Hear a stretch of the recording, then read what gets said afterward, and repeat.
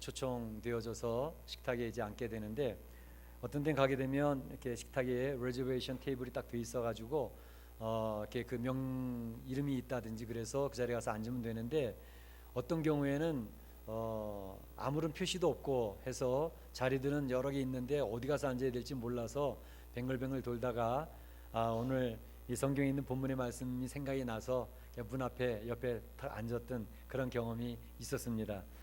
오늘 본문에 있는 말씀은 바로 혼인잔치에 사람들이 초청을 받아서 왔는데, 어떤 사람들이 그 혼인잔치에 가장 높은 상석에 앉고 싶어가지고 그 자리가 앉는 모습을 보면서 예수님이 교훈을 주시는 내용이었습니다.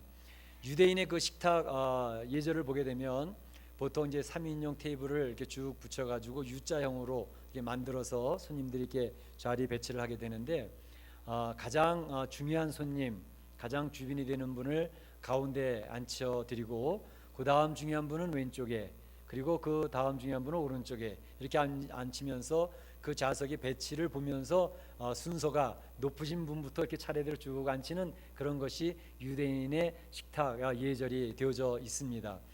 그러니까 그 자리 배치만 보면 그 참여한 사람들이 어느 사람이 높은 사람인지 어떤 사람이 그 다음인지 하는 것을 앉아있는 자리를 보고서 금세할 수가 있는 거죠.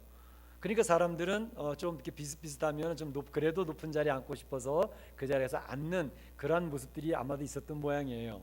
그러니까 예수님이 그것을 보시면서 이야기하시기를, 될 수 있으면 상석에 앉지 말아라.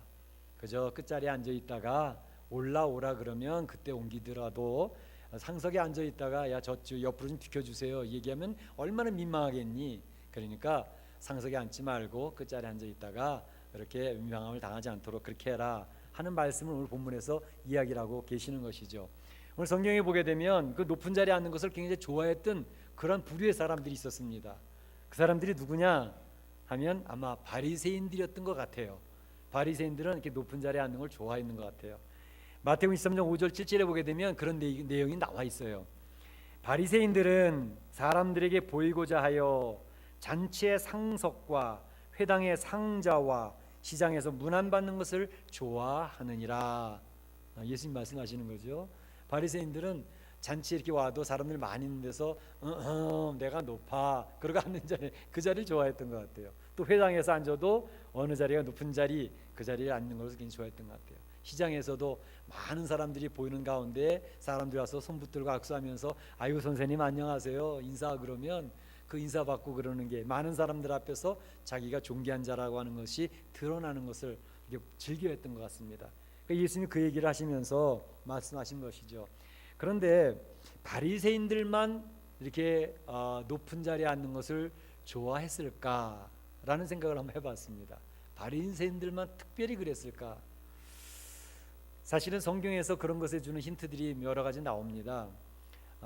이사야서 14장에 보게 되면 12절부터 14절까지 우리 성도님이 잘 아시는 내용입니다. 제가 여러분 말씀도 드렸고 이렇게 되어 있습니다. 너 아침의 아들 계명성이여 네가 네 마음에 이르기를 내가 하늘에 올라 하나님의 뭇별 위에 나의 보좌를 높이리라. 내가 북극 지폐의 산 위에 좌정하리라. 가장 높은 구름에 올라 지극히 높은 자와 비기리라 하도다. 가장 높은 구름에 올라온 높은 지극히 높은 자와 내가 한번 비교볼 거야, 겨루어 볼 거야, 이렇게 얘기를 했다는 것이죠. 보통 이 성경 구절을 성경학자들, 많은 목사님들이 그 얘기를 해요. 아마 타락한 천사의 모습을 거기서 보여주는 게 아니냐 이렇게 얘기를 합니다. 그러니까 하나님을 잘 섬기고 있던 천사장들이 있었는데 그 천사장 중에 하나가 나도 하나님처럼 높아질 수 있잖아, 나도 한번 하나님처럼 한번 비교해 볼 거야. 그러다가 하나님께 쫓겨나서 그 쫓겨난 타락한 천사장이 뭐가 됐다고요? 그게 사탄이 됐다는 거 아닙니까? 사탄과 마귀, 그 본질이 뭐냐? 하나님 앞에서 자기를 스스로 높이려고 했던 그 교만이 바로 사단의 본질이라는 것을 이야기하고 있습니다. 그 타락한 천사장이 내려와 가지고 사탄이 제일 먼저 작업 걸었던 게 뭐예요? 에덴 동산에서 하와에게 야, 선악과 먹지 말라 그랬다며, 먹어봐. 왜 먹지 말라 그랬겠어? 그거 먹으면 눈이 밝아져 가지고 하나님처럼 될까 봐 먹지 말라 그랬던 거야. 속삭이는 거죠. 그러니까 하나님처럼 높아져도 될 수 있어, 너도 높아질 수 있어 라고 교만의 씨앗을 심어주는 거죠. 하나님처럼 나도 하나님처럼 될 수 있어? 눈이 밝아질 수 있어? 그리고 하나님 앞에 불순종하고 선악과를 먹고 나니까 눈이 밝아지긴 밝아졌는데 잘못 밝아졌죠. 죄가 들어오니까 부끄러움을 느끼잖아요. 수치를 하게 되잖아요. 사람이 죄를 범하면 수치심을 느끼거든요. 바로 그처럼 아니 선악과 먹고 난 다음에 먹기 전하고 먹고 난 다음에 달라진 게 하나도 없는데 그 다음에 벌거벗은 것이 수치러워서 부끄러워서 그 다음에 가리는 작업으로 들어가잖아요. 그러니까 이 타락한 천사가 들어와서 제일 먼저 했던 게 뭐냐면 하나님 말씀 불순종하게 했지만 거기에 따라 붙었던 것이 뭐냐면 사람으로 하여금 교만의 씨를 그 안에 심어준 것입니다. 그래서 교만의 씨앗을 받고 난 이 원죄가 이 세상에 태어나는 모든 사람들은 다 그 DNA를 받고 태어납니다. 그래서 이 세상에 태어나면서 자꾸 하나님 말씀 안 듣고 거역하려고 하는 불순종이 내가 원치 않은 아니함에도 불구하고 자꾸 나오죠. 그 사람들은 가만 놔두면 저절로 하나님 불순종합니다. 그 태어날 때 그 가지고 태어났기 때문에. 그 사람들 가만 놔두면 모두 다 교만해집니다. 교만의 씨앗이 심겨져 있기 때문에. 그러니까 이것은 단지 바리새인들만 특별히 교만했다고 볼 수 없고 이 세상에 태어난 모든 사람들은 저마다 다 교만의 씨앗을 품고 있습니다. 교만이라는 것이 또아리를 틀고 있어가지고 그것이 지금 성도들은 잘 컨트롤하고 있고 제압하고 있고 다스리고 있기 때문에 드러나지 않을 뿐이지 이게 방심하면 또다시 튀어나오지 않아요. 예수님의 제자들을 보세요. 예수님 제자들이 왜 이렇게 긴장 가운데 서로 눈치하면서 신경전을 벌이고 있었습니까? 그 내용이 뭐예요? 제자 12명 중에 누가 더 높으냐 때문에 서로 신경전 벌인 거 아닙니까? 그래서 야고보와 요한이 마태복음 20장에 보는 것처럼 예수님 앞에 와가지고 예수님 이제 주님의 나라가 거의 다 와가는 것 같은데 주님의 나라가 딱 펼쳐지면 주님이 통치하시는 그날이 오면 저는 주님의 우편에 쟤는 주님의 좌편에 세우셔서 우리가 힘 있는 자리에 앉게 해달라고 그렇게 요구를 하잖아요. 그때 또 그것을 보고 있던 다른 열제자는 또 어떻게 했습니까? 다른 열제자는 그걸 보면서 이를 갈면서 분해하거들 분해했다 그랬습니다. 그러니까 그러니까 2명의 제자나 나머지 10명의 제자나 다 똑같은 마음이에요. 서로 다 주님 앞에 인정을 더 받고 싶어 했고 자기가 더 높은 자라고 하는 그러한 인정을 받고 싶어 했던 것이 그들 마음엔 다 그 씨앗이 심겨져 있었다는 것을 볼 수가 있는 것이죠. 그 모습은 우리들에게도 마찬가지입니다. 그러니까 바리새인들만 특별히 교만한 부류였다, 그렇지 않은 것 같아요. 예수님이 12제자도 그랬잖아요. 그럼 우리는요? 우리도 그런 것 같아요. 저도 그렇더라고요. 저도 교만의 씨앗이 있어가지고요, 어떤 때 요동치면 감당할 수가 없어 힘들어요. 그런데 우리 사람들이 착각하는 게 뭐냐면 자기 스스로를 높게 만들면 내가 난 높은 사람이야 라고 자기 스스로를 자꾸 높이면 자기 높아지는 걸로 생각을 하는데 그것은 큰 착각이라는 거예요. 예수님이 그 얘기를 지적하고 계시는 것이죠. 자기 스스로 높은 사람인 것처럼 아무리 행동을 하고 행세를 하고 소리쳐봐도 그렇다고 해서 높아지는 게 아니란다, 이렇게 얘기를 하시는 거죠. 영어 성경에 보게 되면 그 높아진다라는 말이 수동형으로 되어 있어요. will be exalted 이렇게 되어 있습니다. 낮아진 것도 마찬가지입니다. will be humbled 이렇게 되어 있습니다. 그러니까 수동형으로 되어 있다는 말은 무슨 의미냐면 내가 높아진다고 막 그래서 높아지는 게 아니고 다른 사람에 의해서 높여진다는 것입니다. 그러니까 다른 사람들이 높여져야 그 사람이 높아지는 것이지 내가 높은 사람이라고 아무리 해봐도 높아지지 않는다는 것이죠. 난 높은 사람이야. 그래서 다른 사람이 콧방귀 끼면서 높긴 뭐가 높아? 그래 버리면 끝이잖아요. 그게 무슨 높은 자예요. 그런데 어떤 사람들이 주변에 있는 사람들이 저분은 참 존경스러워. 참 본받고 싶은 분이야. 너무나도 귀한 분이고 중요한 분이야. 주변 사람들이 한 명 두 명 이렇게 얘기하기 시작을 하면 그 사람은 가만히 있어도 내가 높은 사람을 말하지 않아도 저절로 높아지게 되는 것이죠. 이런 모습은요 우리가 종종 전에도 한 말씀드린 적이 있는데 그 권위도 그렇습니다. 우리는 이 권위주의 시대를 살아왔기 때문에 권위 그러면 굉장히 이렇게 거북하고 저항감이 있고 불편하게 느껴지는 게 많이 있습니다. 그래서 이 권위에 대해서 우리 한국 사람들은 굉장히 민감합니다. 그러니까 이 민주화가 이루어지면서 제일 먼저 사회 현상으로 나타났던 게 뭡니까? 모든 권위를 뒤집어 엎는 일들이지 않았습니까? 심지어 이 어른들, 어르신들, 노인들의 권위도 무시해버리고, 뭐 젊은 아이들이 노인들의 삿대질하고 막 어떤 뭐 주먹질도 하고 막 그러잖아요. 욕도 막 하고. 옛날에 상상도 못할 일이죠. 그러니까 권위에 대해서 무조건 싫다는 거예요. 무조건 저항하는 거예요. 그런 것들이 가정 안에까지 들어와가지고요, 부모에 대한 권위도 아주 콧방귀를 껴요. 부모는 부모지 뭐, 나는 나고. 그런 시대로 우리가 굉장히 사회적으로 굉장히 혼란한 시대를 이렇게 겪어오고 있었습니다. 근데 사실은 성경에서는요, 이 권위에 대한 교육을 굉장히 중요하게 하나님이 시키고 있는 것을 볼 수가 있습니다. 내 부모에게 순종하라.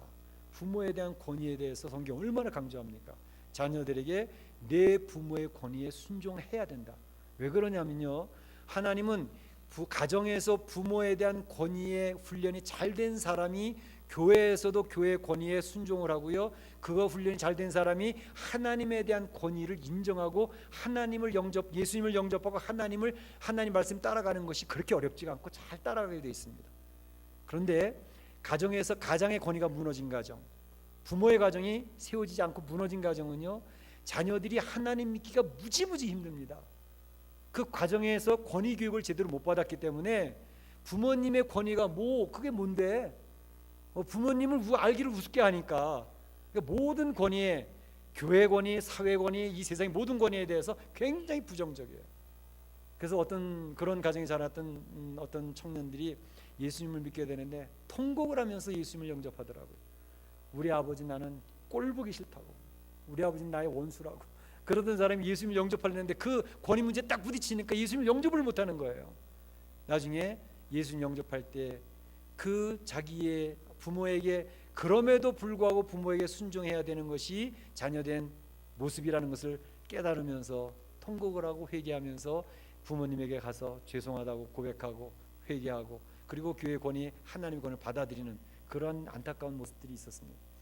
그런데 바로 이러한 권위, 가정에서 권위가 잘 세워져서 되어지는데, 근데 그 권위가 말이죠, 자신이 그 권위를 내세우면 권위가 서질 않습니다. 부모님이 나 아버지인데 너 자녀들은 아버지 말에 무조건 따라야 돼, 그게 성경에서 이야기하는 권위야, 그래 얘기하면 자녀들이 따라주느냐고요? 안 따라주거든요. 권위도 똑같습니다. 자녀들이 부모의 권위를 인정해줘야 부모의 권위가 세워집니다. 자녀들이 부모의 권위를 인정 안 하면 부모의 권위 자체가 무너져 버려요. 그러니까 권위도 주어지는 거예요. 주변에 의해서, 자녀들에 의해서 주어지는 거예요.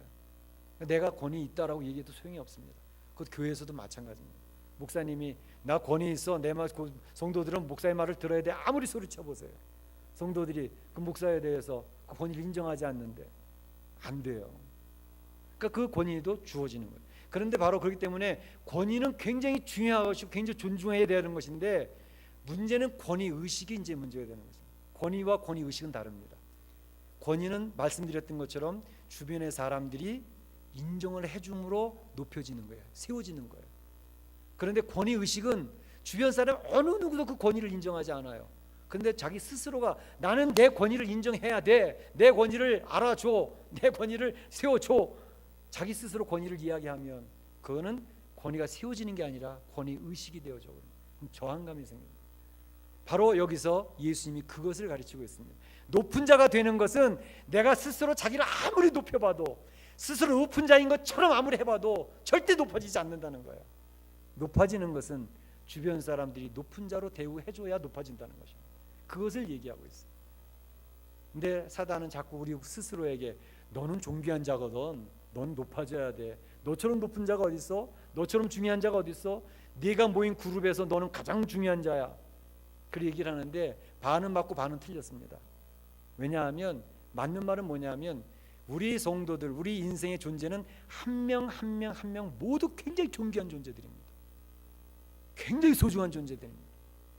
왜냐하면 성도들 한 명 한 명이 모두 하나님의 형상으로 지음받은 존재이기 때문에 중요한 존재들입니다. 굉장히 존귀하고 굉장히 중요한 존재들은 맞아요. 거기까지는 맞는데 그 다음엔 사단이 갖다 집어넣은 건 뭐냐면 그걸 대체해 버렸어요. 네가 첫째고 네가 중요한 거야. 다른 사람은 상관없어. 네가 중요해. 그게 교만의 씨앗을 넣었잖아요. 자기 출발 자체가 교만이었기 때문에 사람들이 교만의 씨를 충동질해 가지고 그 그룹도 망가뜨리고 그 공동체도 망가뜨리고 사람의 관계도 끊어버리고 하는 것이 사단이 하는 일입니다. 여기서 예수님이 우리에게 이야기해 주신 게 뭐냐면, 그래, 인생은 존귀하고 특별히 우리 성도들은 얼마나 존귀한 존재들인데 높아지는 비결을 알려줄게. 예수님이 알려주는 높아지는 비결이 있습니다. 그 비결이 뭘까요? 오늘 얘기하시는 것이 바로 높아지는 비결은 스스로 낮아지고 겸손한 자가 되어서 주변의 사람들을 섬기는 자가 되어지면 저절로 높아진단다, 이렇게 얘기를 하십니다.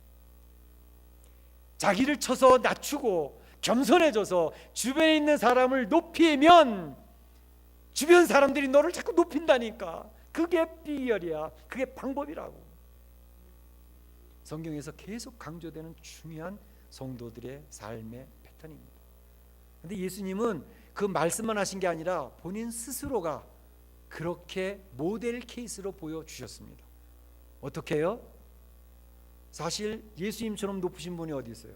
예수님 하나님이시잖아요.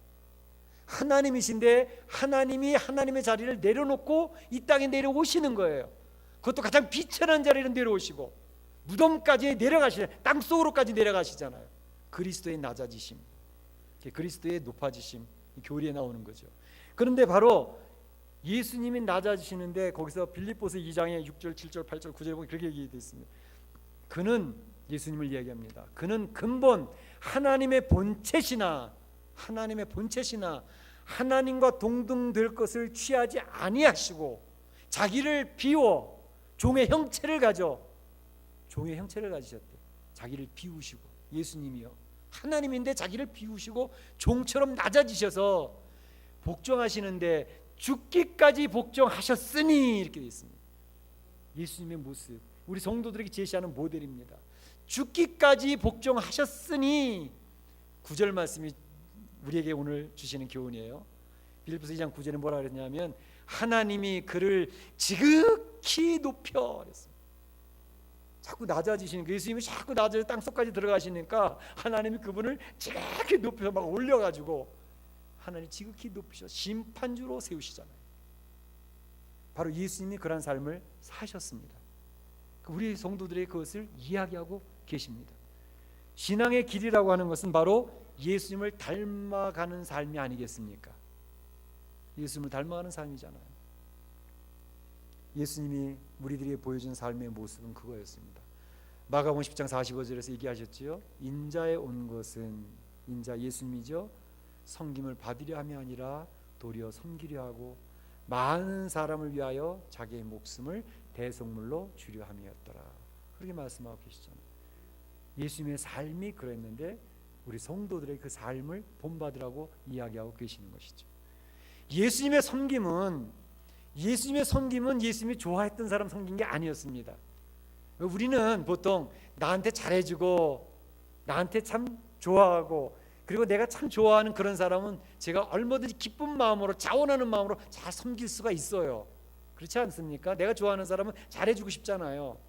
그런데 예수님의 섬김은 그게 아니었다니까요. 예수님이 섬긴 사람들은 예수님의 뺨을 쳤던 사람들입니다. 예수님에게 침을 뱉었던 사람들입니다. 예수의 말씀을 듣는 척하면서도 안 들었던 사람들이었습니다. 예수님 섬기는 대상들은 바로 죄인들이었습니다. 예수님을 향하여 칼뿌리를 내렸던 그 사람들을 섬기는 모습으로 예수님이 섬긴 모습을 보여주셨다는 것이죠. 예수님이 우리들에게 그렇게까지 했으면 좋겠는데 그렇게 말씀을 하시는 거죠. 섬김의 폭을 넓혀가는 것, 그 사람은 바로 높은 자입니다. 섬김의 폭을 넓혀가는 사람, 자꾸 낮아지는 것을 본인이 느끼기 시작했다면 그 사람은 주님이 기뻐하시는 사람입니다. 사도 바울이 그런 이야기를 하지요. 사도 바울의 이렇게 흐름을 보게 되면 갈라디아서는 사도 바울이 그래도 초창기에 기록했던 서신입니다. 근데 갈라디아서 2장 11절에 보게 되면 사도 바울이 그런 얘기를 해요. 너희들이 나를 자꾸 이렇게 사도가 아니라고 무시하고 나를 자꾸 깔보고 그런 사람들이 고린도 교회도 많고 사람 많은데 내가 어떤 사람인 줄 알아? 야, 베드로가 여기 와가지고 우리 같이 밥 먹은 적이 있었거든. 이방인들도 같이 밥 먹고 그랬지. 그런데 유대인들이 예루살렘에서 온 유대인들이 딱 나타나니까 베드로가 이방인들과 밥 안 먹어 착하고 얼른 숟가락 놓고 뒤돌아서더라. 그래서 내가 막 야단쳤었다고. 그렇게 왜 외식하느냐고. 왜 이렇게 복음을 받아들이는 사람들을 시험에 들게 만드느냐고. 내가 베드로, 너희들이 존경하고 너희들이 영웅시 생각하는 베드로도 야단쳤던 사람이 나야. 그러면서 이야기를 하잖아요. 물론 자기를 드러내기 위해서 하는 얘기는 아니었습니다. 자기의 사도성에 대한 것을 얘기하기 위해서 얘기했던 것입니다. 그렇지만 갈라디아서 다음에 그가 썼던 고린도전서 15장 9절에 보게 되면 나는 모든 사도 중에 지극히 작은 자라 이렇게 얘기합니다. 나도 사도보다 못할 게 뭐 있어? 그랬던 사람이 사도 중에 나는 제일 작은 자야 이렇게 얘기를 합니다.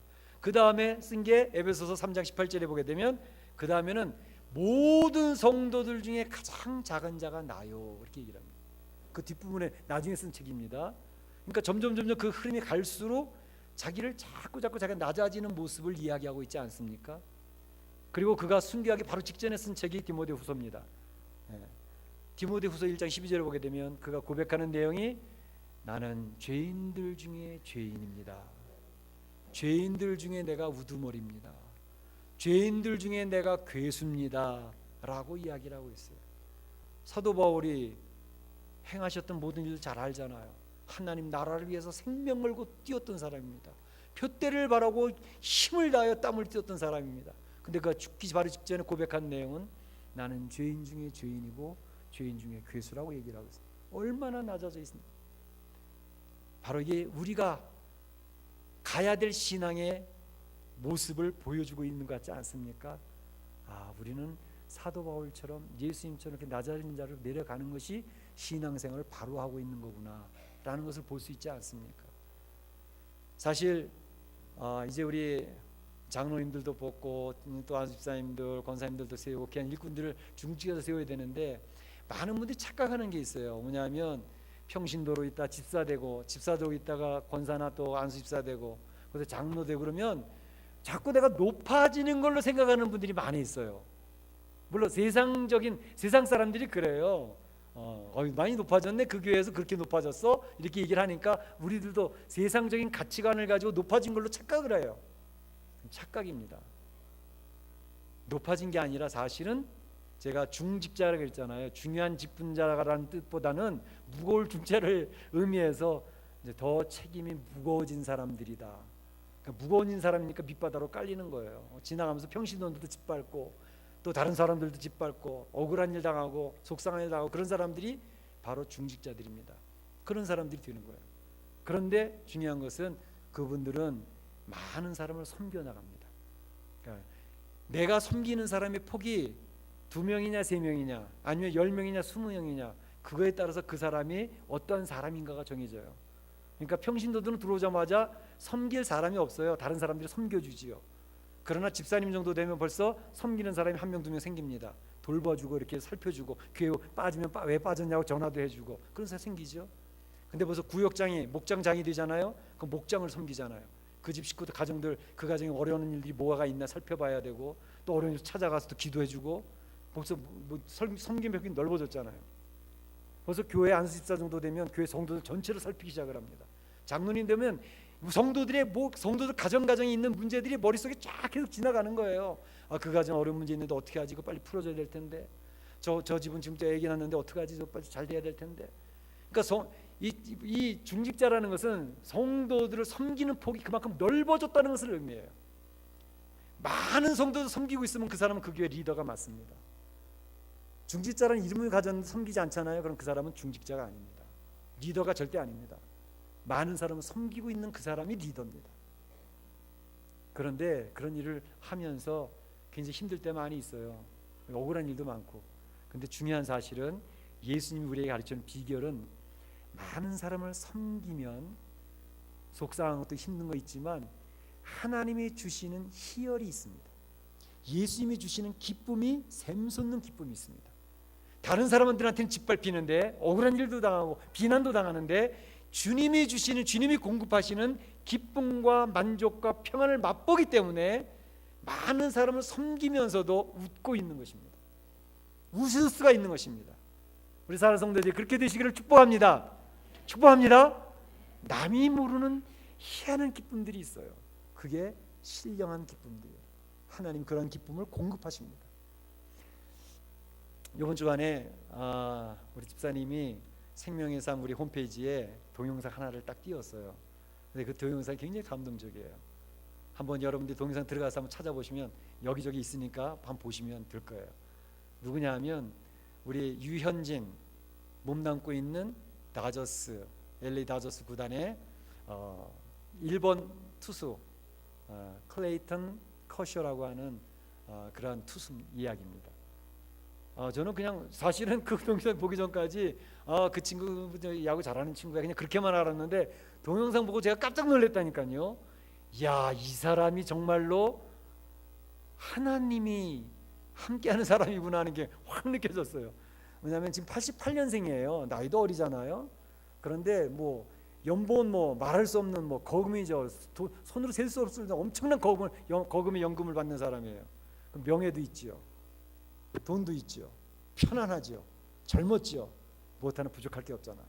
근데 그의 마음속에 감동이 오기 시작한 것은 아프리카의 어린 심령들을 보다가 감동을 받은 거예요. 저 아이들 그러다가 거기 한번 가본 거예요.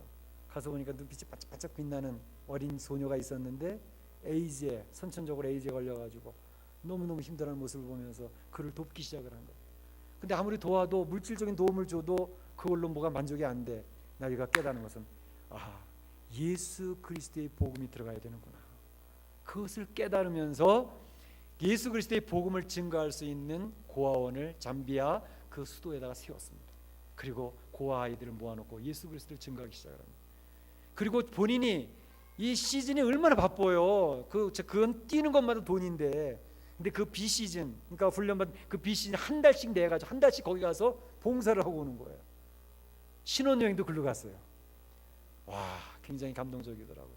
그가 삼진을 낼 때마다 한 사람 삼진, 탈삼진 시킬 때마다 500불의 도네이션과 주변에 있는 사람이 또 이 매칭 펀드가 돼가지고 돈 빼가지고 또 돈이 또 가요. 야, 참 멋있게 사는 인생이다 그런 생각이 들었어요. 그가 주님 안에서 복음을 발견하고 주님의 놀라운 은혜를 누리면서 그 스스로가 낮은 자리에서 섬기는 자라서 거기까지 달려가서 섬기는 삶을 살아가는데 얼마나 멋있어요. 하나님이 그를 돌보고 계시지 않겠느냐 말이죠. 그를 돌보시고 계신 거죠. 하나님의 시선은 그 클레이턴 커셔를 향해 임하고 있는 거죠. 바라기는 하나님의 시선이 우리 멕시코 한인교회 성도들을 향해서 낮아져서 겸손하게 많은 사람을 섬기고 있는 그런 사람들을 보면서 주님이 기뻐하시고 즐거워하시는 미소를 볼 수 있으면 얼마나 좋을까. 그러한 축복이 있어지기를 주의 이름으로 축원합니다. 축원합니다. 네, 이 시간 다 같이 한 목소리로 잠깐 기도하겠습니다. 오늘 말씀 듣는 가운데에 내 마음에서 자리 잡는 내용이 있다면 그 내용을 가지고 조용히 한번 기도해 주시길 바랍니다. 다시 조용히 한번 잠깐 동안 기도하겠습니다. 한 목소리로 기도합니다. 하나님 아버지 감사합니다. 오늘 주시는 말씀을 들으면서 어떻게 진정으로 높아지는 자가 되는지를 예수님의 모습을 통해서 봅니다. 하나님, 우리는 높아지